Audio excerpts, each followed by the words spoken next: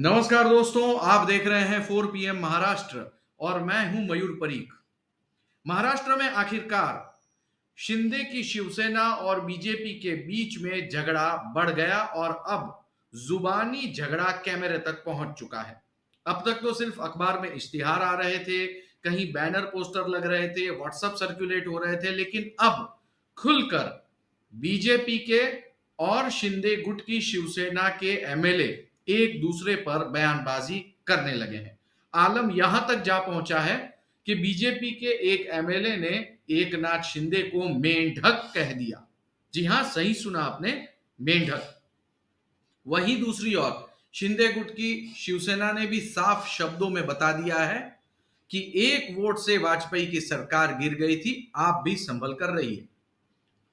तो कुल मिलाकर महाराष्ट्र की राजनीति में अचानक ये क्राइसिस कहां से आए, किस तरह से ये आगे बढ़ रहे हैं। यदि आप 4 पीएम महाराष्ट्र को फॉलो कर रहे हैं तो पिछले कई दिनों से हम लगातार हर रोज इस पर एक वीडियो बना के आप तक पहुंचा रहे हैं कि किस तरह से एकनाथ शिंदे की शिवसेना और बीजेपी के बीच में झगड़ा बढ़ रहा है। दोनों के बीच में स्प्लिट बहुत ज्यादा चौड़ी गहरी खाई बनती जा रही है। आप अगर पिछले वीडियो देखेंगे तो भी आपको यह सब देखने को मिलेगा। तो दोस्तों, अब हम जो ताजा अंक है झगड़ों का उस पर आते हैं। बीजेपी की तरफ से अनिल बोंडे नाम के एमएलए ने मुख्यमंत्री एकनाथ शिंदे को मेंढक कह दिया, जिसके बाद महाराष्ट्र की राजनीति में भूचाल आया। क्या कहा अनिल बोंडे ने, आइए पहले वो सुनते हैं। आपल्या विदर्भात म्हणतात की मेंढकीनं कितीही ताणलं तरी हत्ती बनत नाही, बेडूक किती फुगला तरी हत्ती थोडी बनणार आहे। एकनाथजी शिंदे आदरणीय मुख्यमंत्री आहे, सर्व भारतीय जनता पक्षाने सर्व जनतेने त्यांना स्वीकारलं आहे, पण त्यांचे सल्लागार मला असं वाटतं चुकीचे सल्ले देत असतील। कारण ठाणे म्हणजे पूर्ण महाराष्ट्र नाही आहे। उद्धवजी ठाकरेंना वाटत होतं की मुंबई म्हणजे पूर्ण महाराष्ट्र आहे, आता एकनाथजी शिंदे यांना वाटायला लागलं की ठाणे म्हणजे पूर्ण महाराष्ट्र आहे। खरं जर पाहिलं तर देवेंद्रजी फडणवीस आज महाराष्ट्रामध्ये असा चेहरा आहे की जो बहुजनासाठी काम करतो। अनिल बोंडे ने जब ये बयान दिया तो उसके बाद जाहिर सी बात है कि प्रतिक्रिया आना तय था। तो संजय गायकवाड़ जो कि एकनाथ शिंदे गुट के एमएलए हैं, उन्होंने भी बयान दिया। आइए वो बयान भी सुन लेते हैं। शिवसेना आणि एकनाथ शिंदे हे वाघ आहेत आणि या 50 वाघांमुळेच भारतीय जनता पक्षाच्या मंत्र्यांना आता मंत्रिमंडळामध्ये स्थान आहे। भारतीय जनता पक्षाला जर यांच्या भाषेत जर आज बोलायचं झालं तर 1987 ला 2 खासदार होते, आज तो पण हातची झालेला आहे। बाळासाहेब ठाकरेचं बोट काढून आपण महाराष्ट्रात पकडून इथं मोठं झालो, तर महाराष्ट्रात आपली काय अवकात होती हे सगळ्यांनी लक्षात ठेवायला पाहिजे। दोस्तों, कुल मिलाकर अब एमएलए के बीच में तू मैं शुरू हो चुकी है। हमने पहला एपिसोड बनाया था एडवर्टीजमेंट पर कि अखबार में किस तरह से एडवर्टीजमेंट छपी, जिसके बाद एकनाथ शिंदे और देवेंद्र फडणवीस कोल्हापुर के कार्यक्रम में एक मंच पर नहीं आए। दोनों अपने अपने रास्ते अलग हो गए। दूसरे दिन एकनाथ शिंदे ने अखबार में क्लैरिफिकेशन एड छापी और लग रहा था कि मामला शांत हो जाएगा, लेकिन ऐसा हुआ नहीं, क्योंकि अलग अलग जगहों पर बैनर और पोस्टर लगना शुरू हो गए। एकनाथ शिंदे की शिवसेना के कार्यकर्ताओं ने बीजेपी के खिलाफ जमकर बैनर और पोस्टर लगाए। अब बीजेपी ने उसका पलटवार किया है। ये देखिए पोस्टर। इस पोस्टर में साफ लिखा गया है कि कहां 50 और कहां 105, सिर्फ देवेंद्र फडणवीस, ये एक नाम ही काफी है। कुल मिलाकर बीजेपी के कार्यकर्ता, बीजेपी के नेता एकनाथ शिंदे को बैनर के जरिए, बयानों के जरिए उनकी औकात और हैसियत दिखा रहे हैं।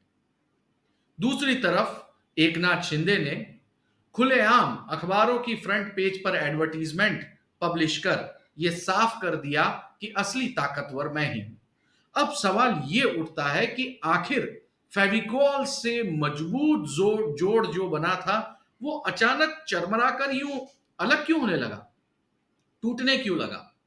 दरअसल इसके पीछे की बड़ी वजह है एकनाथ शिंदे और देवेंद्र फडणवीस की दिल्ली में अमित शाह के साथ में हुई मीटिंग। इस मीटिंग में जो खबरें बाहर आ रही है उसके हिसाब से गृह मंत्री अमित शाह ने एकनाथ शिंदे को बताया कि वो कुछ एमएलए को मंत्रिमंडल से बाहर कर दे और नए लोगों को इसमें स्थान दे। जो रिपोर्ट हमारे पास आई है उसके हिसाब से 5 ऐसे मंत्रियों को बाहर का रास्ता दिखाने की बात हो रही है, जिस पर एकनाथ शिंदे कैंप में खलबली मची हुई है। मैं उन 5 के नाम आपको बताता हूं। गुलाबराव पाटिल, अब्दुल सत्तार, तानाजी सावंत, संजय राठौड़ और संदीपान भूमरे। दरअसल ये 5 नेता जो हैं वो एकनाथ शिंदे के लिए बहुत अहम है और बीजेपी चाहती है कि उन्हें कैबिनेट से निकाला जाए। गुलाबराव पाटिल 4 टाइम्स एमएलए हैं, नासिक के नेता हैं और बाला साहेब ठाकरे ने उनकी पॉलिटिक्स में एंट्री कराई थी, तभी से वो उद्धव ठाकरे के खास थे, लेकिन वो निकल के उद्धव ठाकरे से दूर हो गए। अब्दुल सत्तार मुस्लिम चेहरा, मराठवाड़ा में अपनी पकड़ रखते हैं और ये वो 16 एमएलए में से एक एमएलए हैं जो शुरुआत में ही उद्धव ठाकरे से अलग हो गए।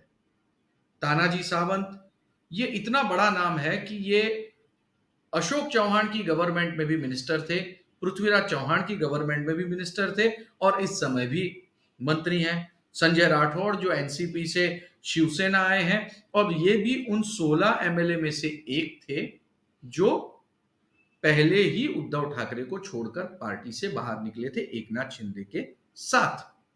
और जो 5वां नाम है संदीपान भूमरे, ये भी उन 16 एमएलए में से एक हैं जिन्होंने उद्धव ठाकरे के खिलाफ बिगुल बजाया था। तो अमित शाह इनका गणित क्या है ये तो पता नहीं, लेकिन उन्होंने इन 5 को हटाने की बात कह दी है और इसी को लेकर पूरा माहौल जो है वो इस समय गरमाया हुआ है। हमने सबसे पहले देखा बैनर्स, पोस्टर लग गए, फिर हमने देखा कि अखबार में ऐड आई और अब सीधी सीधी एक दूसरे के ऊपर बयानबाजी का दौर शुरू हो चुका है। यह भी सुनने में आया है कि जो अखबार में एडवर्टीजमेंट छपी, जिसके बाद बीजेपी के आला कमान ने एकनाथ शिंदे को फोन किया और बताया कि इस तरह की एड नहीं चलेगी, ये बात बिल्कुल सही नहीं है और नाराज हुआ सेंट्रल बीजेपी लीडरशिप। ये नाराजगी के बाद ही अखबार में दूसरी एडवर्टीजमेंट क्लैरिफिकेशन की छापी गई, लेकिन इसके बाद बीजेपी नहीं रुकी। बीजेपी ने सीधे के सीधे एकनाथ शिंदे को मेंढक बता दिया।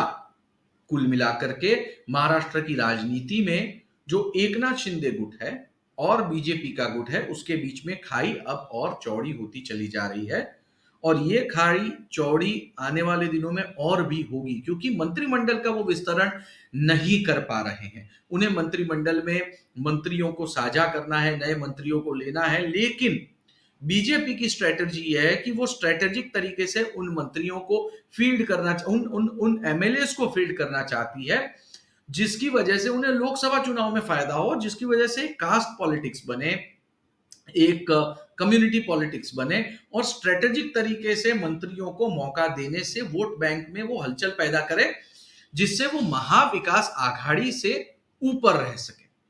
लेकिन बात यह है कि एकनाथ शिंदे के पास है 50 एमएलए, तमाम एमएलए कुछ न कुछ चाहते हैं। सीधी बात है, वो उद्धव ठाकरे से अलग होके आए हैं, कुछ न कुछ शर्तें तो उन्होंने भी एकनाथ शिंदे के सामने रखी होगी। तो जब वो कुछ न कुछ चाहते हैं, उन्हें कुछ न कुछ चाहिए, लेकिन वो चीज उन्हें एकनाथ शिंदे शायद नहीं दे पा रहे हैं या फिर बीजेपी उन्हें देने से रोक रही है। इसी बात को लेकर इन दोनों कैंप के बीच में तनातनी रुकी हुई है और इसी वजह से महाविकास आघाड़ी यानी संजय राउत, शरद पवार और कांग्रेस पार्टी दूर खड़े खड़े इस पूरी बंदरबाजी का मजा ले रहे हैं। देखना यह होगा कि यह झगड़ा आगे और कितना बढ़ता है और किस जगह पर यह टर्न ले लेता है, क्योंकि शरद पवार और संजय राउत इन दोनों ने कहा है कि ये दोनों ही पार्टी अपने बोझे से ही सरकार से बाहर हो जाएगी। तो कुल मिलाकर महाराष्ट्र की राजनीति में दिन ब दिन नए मोड़ आ रहे हैं, नई बातें जानने को मिल रही है और पिछले 24 घंटे में राजनीति के गलियारों में क्या हुआ ये मैंने आपको बताया। महाराष्ट्र की यही ताजा तरीन खबरें, पॉलिटिक्स के गलियारों में क्या चल रहा है ये जानने के लिए आप सब्सक्राइब करें 4 PM महाराष्ट्र, बेल बटन दबाना जरूर न भूलें और ये एपिसोड देखने के लिए आपका बहुत बहुत धन्यवाद।